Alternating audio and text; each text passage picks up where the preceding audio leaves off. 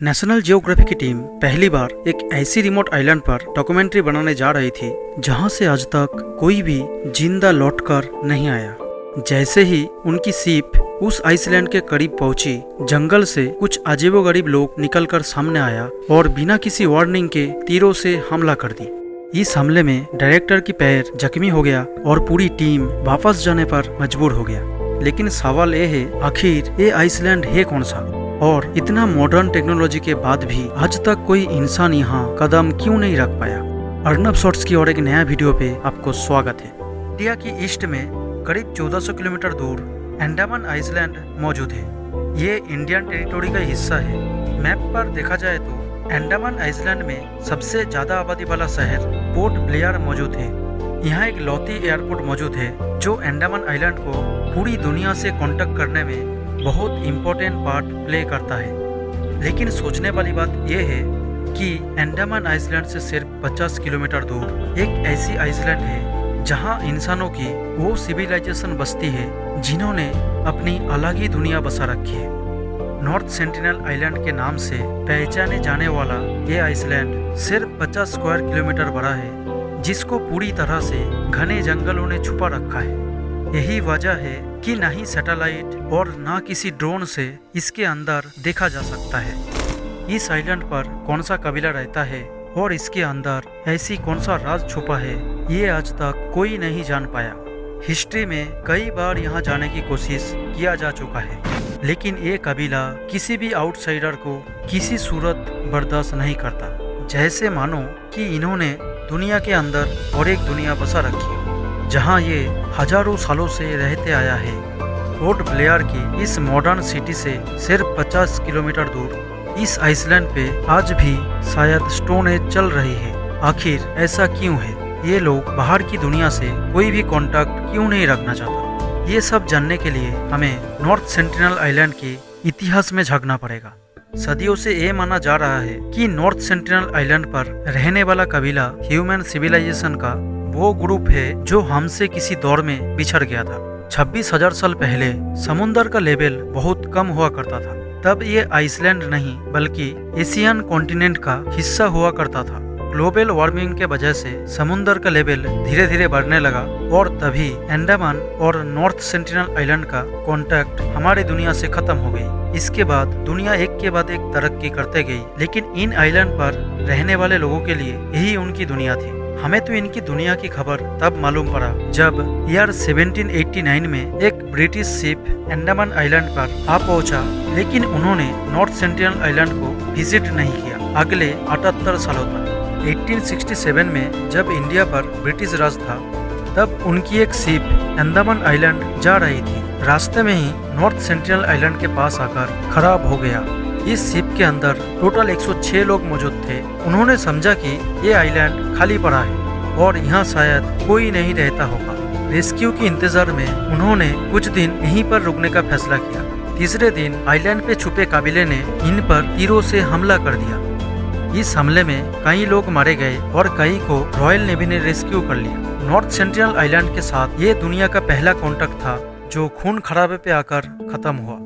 अगली 13 सालों तक किसी ने भी नॉर्थ सेंटिनल आइलैंड पर दोबारा जाने का हिम्मत नहीं की। फिर यार 1880 में एक ब्रिटिश लॉर्ड को अंडमान आइलैंड का क्राउन एडमिनिस्ट्रेटर बना के भेजा गया। इनका नाम मॉरिस विटल पोर्टमैन था और इन्होंने नॉर्थ सेंटिनल आइलैंड पर जाने का फैसला किया, क्योंकि पोर्टमैन वो सारे एरिया घूम के देखना चाहते थे जिसके वो क्राउन एडमिनिस्ट्रेटर बन के आया था। उनके प्लान था कि वो कबीले के कुछ लोगों को किडनैप करके उनको अंडमान आइलैंड्स लेकर आएंगे, उनका ठीक से ख्याल रखेंगे और एक अच्छा मैसेज के साथ उनको वापस भेज देंगे। शायद इससे वो खोए हुए कबीलों से अच्छा कांटेक्ट बना सके। पोर्टमैन नॉर्थ सेंटिनल आइलैंड गया और कई दिनों तक कबीले से छुपने में कामयाब रहा। फिर एक दिन उनको एक फैमिली नजर आई जिसमें एक कपल और उनके 4 बच्चे थे। पोर्टमैन ने उस फैमिली को किडनैप किया और उनको अंडमान आइलैंड पर लेकर आ गया। नॉर्थ सेंटिनल आइलैंड की हिस्ट्री में पहली बार इनकी बाहर की दुनिया से कांटेक्ट हुआ था। दुनिया में फैली कई बीमारियां इनकी बॉडी के लिए बिल्कुल नया था। बड़ी एज वाला कपल इन बीमारियों के लपेट में आ गया और दोनों की डेथ हो गई। पोर्टमैन को बड़ी अफसोस हुआ क्योंकि उनको अपना प्लान फेल होता दिखाई दे रहा था। उन्होंने चारों बच्चों को गिफ्ट्स दिया और उनको वापस नॉर्थ सेंटिनल आइलैंड पर भेज दिया। पोर्टमैन ने अपनी डायरी में लिखा कि हमारी मिशन फेल हो गया है, हमने सेंटिनल्स के दिलों में डर पैदा कर दिए हैं और ये बेहतर होगा कि उनको अकेला छोड़ दिया जाए। अब ये भी पॉसिबल है कि लौटने वाले बच्चों ने कबीलों के लोगों में बाहर का वायरस फैला दिया हो, जिससे वहाँ और भी लोग मारे गए हो। और ये भी हो सकता है कि उन्होंने अपने माँ बाप की मौत का जिम्मेदार हमें ठहरा दिया हो।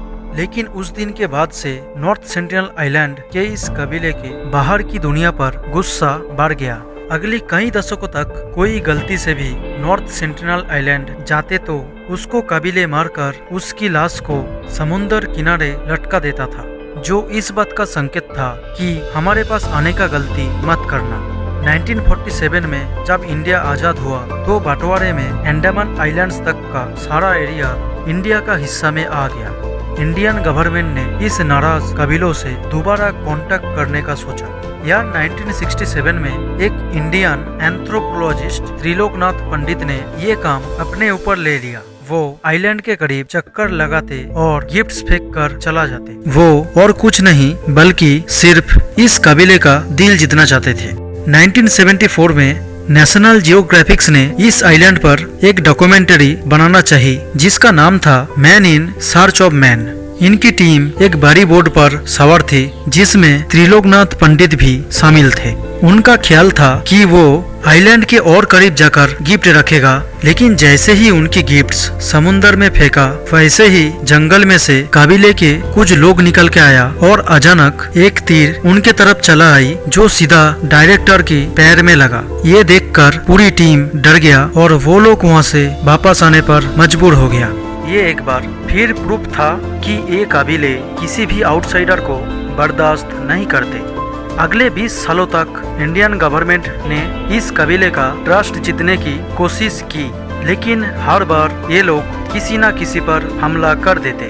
यार 1991 में एक दिन ऐसा आया जब त्रिलोकनाथ पंडित नॉर्थ सेंटिनल आइलैंड के करीब पहुंच गया। ये पहली बार था जब उन्होंने देखा कि कबीले के लोग उन्हें मार नहीं रहा बल्कि उनके गिफ्ट्स ले रहे हैं। एक समय के लिए उनको लगा कि उनका मिशन फाइनली सफल हो गया है, लेकिन वो जानते थे कि ये सिर्फ एक टेम्पोररी मोमेंट है और कुछ भी प्रेडिक्ट नहीं किया जा सकते। इसलिए उन्होंने अपनी डायरी में लिखा, मैं चाहकर भी उनके साथ इंटरेक्ट नहीं कर सकता। मुझे लगता है उनको हम जैसे लोगों से ज्यादा उनकी फ्रीडम चाहिए। इसके बाद इंडियन गवर्नमेंट ने पंडित की बात मान ली और ये फैसला किया कि अब कभी भी इस आइलैंड पर किसी भी आउटसाइडर को नहीं भेजा जाएगा। फिर 2006 में एक घटना हुआ जिसने दुनिया को ये समझा दिया कि ये कबीले अब भी पहले जैसा ही है। कुछ मछुआरे गलती से नॉर्थ सेंटिनल आइलैंड के पास पहुंच गया। कबीले के लोगों ने उन दोनों मछुआरे को मार दिया और उनकी लाशें समुद्र किनारे लटका दिया। ये सबके लिए एक क्लियर मैसेज था, ये हमारा इलाका है, इससे दूर रहो। उस घटना के बाद इंडियन गवर्नमेंट ने इस आइलैंड के 5 किलोमीटर रेडियस में किसी भी आउटसाइडर को आने पर पाबंदी लगा दी गई। फिर साल 1981 में एक पनामानियन शिप आइलैंड के करीब फंस गया था। क्रू ने देखा 50 से ज्यादा लोग तीरों के साथ उनके तरफ आ रहे हैं। उन्होंने तुरंत ही इमरजेंसी कॉल किया और उनको हेलीकॉप्टर के मदद से रेस्क्यू कर लिया गया। आज भी वो शिप गूगल अर्थ पे देखा जा सकता है। बस एक नाम था त्रिलोकनाथ पंडित, जो कबीलों के साथ पीसफुल रिलेशन बनाने में कामयाब रहा, और उनकी जूनियर मधुबाला चट्टोपाध्याय पहली और आखिरी इंडियन फीमेल एंथ्रोपोलॉजिस्ट थी जिन्होंने फ्रेंडली कॉन्टैक्ट बनाया। फिर यार 2018 में एक अमेरिकन जॉन एलन चाओ ने डिसाइड किया कि वो इस आइलैंड के लोगों को क्रिश्चियनिटी के बारे में बताना चाहते हैं। उन्होंने इलीगली मछुआरे को पैसा देकर उनके थ्रू आइलैंड के पास तक पहुंचने की कोशिश की। वो गिफ्ट लेकर आइलैंड के करीब पहुंचे और उन्होंने कबीले के लोगों को बाइबल के बारे में बताने की कोशिश की। लेकिन कबीले के लोगों ने